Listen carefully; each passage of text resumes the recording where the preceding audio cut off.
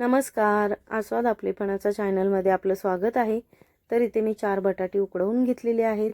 तर आपल्याला त्याला जाडसर असं कुस्करून घ्यायचं आहे. तो जास्त पण आपल्याला बारीक नाही करायचं, थोडी जाडसरच ठेवायची आहेत.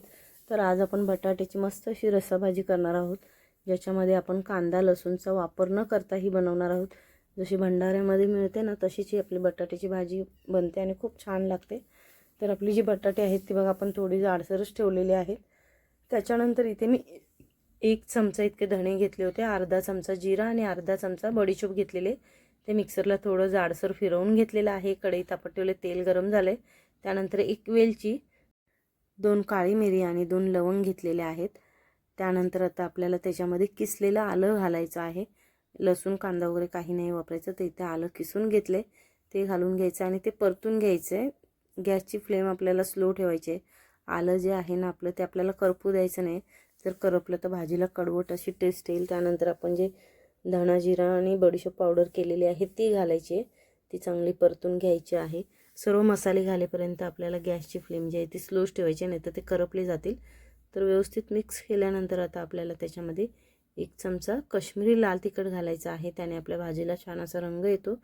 त्यामुळे आपल्याला 1 चमचा काश्मीरी लाल तिखट घालून घ्यायचं आहे. तर इथे मसाला घालून घेतला आहे, तो सुद्धा मिक्स करून घ्यायचा आहे. तुम्हाला जर हवी असेल हिरवी मिरचीसुद्धा तुम्ही घालू शकता, तिखट पाहिजे असेल तर. तर इथे मी मोठ्या साईजचा 1 टोमॅटो घेतलेला आहे, तो तुकड्यांमध्ये कापून घेतलेला आहे आणि तो घालून चांगला परतून घ्यायचा आहे. व्यवस्थित असं मसाल्यामध्ये मिक्स करायचा आहे. मसाले चांगले आपल्या टोमॅटोला लागले गेले पाहिजेत. तर आपल्याला त्याला 1 मिनिट असं चांगलं परतायचं आहे.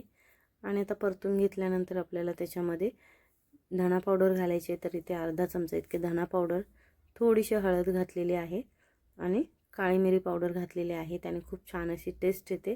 तर आपल्याला पुन्हा हे सुद्धा मसाले आपल्याला मिक्स करायचे आहेत. आपण जेवढे पण मसाले घालतो ना, तेव्हा आपली गॅसची फ्लेम आहे ती स्लो ठेवायची, नाही तर मसाले आपले करपले जातात. तर आता हे सगळे मसाले घातल्यानंतर आपल्याला त्याच्यामध्ये पाणी घालायचं आहे. तर इथे मी 1 पेला इतकं पाणी घेतलेलं आहे. आपला जो टोमॅटो आहे तो आपल्याला छान असं मऊ करून घ्यायचा आहे. तर व्यवस्थित मिक्स करून घेऊयात आधी आणि त्यानंतर आता आपण झाकण ठेवून त्याला 3-4 मिनटं शिजवून घेऊयात. तर आपण आता बघूयात, चेक करूयात. 3 मिनटं झालेली आहेत. तर आपला टोमॅटो आहे तो बघा थोडाफार नरम झालेला आहे. पुन्हा चांगलं मिक्स करायचं आहे. मस्त अशी ग्रेव्हीसुद्धा आपली तयार होत चाललेली आहे आणि ग्रेव्हीने बाजूने तेलसुद्धा सोडलेलं आहे. याचा अर्थ ग्रेव्ही आपली तयार होत चाललेली आहे. तर पुन्हा आपल्याला 1 मिनिटासाठी स्लो गॅसवर झाकण ठेवायचं आहे. तर आता 1 मिनिट झालेला आहे, आपण चेक करूयात. तर इथे बघा मस्त असा आपला हा आता रस्सा तयार झालेला आहे. आपण थोडीशी अशी ग्रेव्ही ठेवणार आहोत भाजीमध्ये. तर चांगलं असं टोमॅटोसुद्धा आपला चांगला मऊ झालेला आहे. तर त्यानंतर आपण जो बटाटा आपला कुस्करून घेतलेला आहे तो घालायचा आहे. बटाटा थोडा जाडसरच ठेवायचा आहे, म्हणजे आपली भाजी खूपच छान लागते ते खायला. आणि बटाटा व्यवस्थित सर्व मिक्स करून घ्यायचा आहे. चांगले मसाले बटाट्याला सुद्धा लागले गेले पाहिजेत. ही भाजी जी आहे ना, ती आपण जी कचोरी वगैरे बनवतो ना, त्याच्यासोबत सुद्धा ही आपली बटाट्याची रस्सा भाजी बिना कांदा लसणाची खूप छान लागते. किंवा कधी काही भाजी वगैरे नसेल, अशा वेळी तुम्ही ही या पद्धतीने भाजी करू शकता. किंवा रोज त्याच भाज्या खाऊन कंटाळा येतात, तर या पद्धतीने करून बघा. आणि गरम गरम पुरीसोबत सुद्धा ही आपली भाजी खूप छान लागते.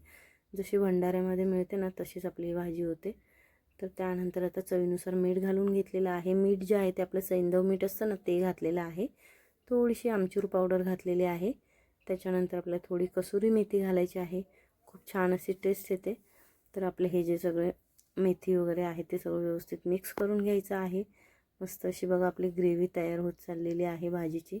आपल्याला एवढीच ग्रेव्ही ठेवायची आहे, कारण आपण ही पुरीसोबत वगैरे खातो तर खूपच छान लागते अशा पद्धतीने. तुम्हाला जर रस्सेवाली एकदम करायची असेल तर तुम्ही तशीसुद्धा करू शकता भातावर वगैरे खायला.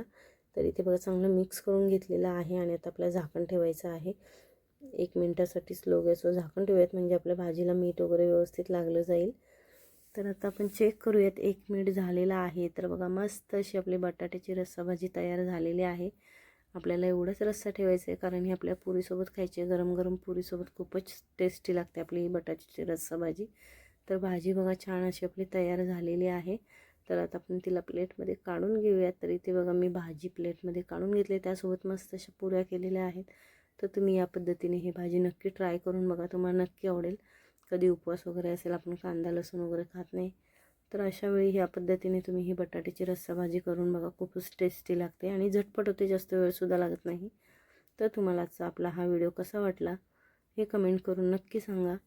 आणि आपल्या चॅनलवर नवीन असाल तर चॅनलला सबस्क्राईब करा. आणि व्हिडिओ पूर्ण बघितल्याबद्दल धन्यवाद.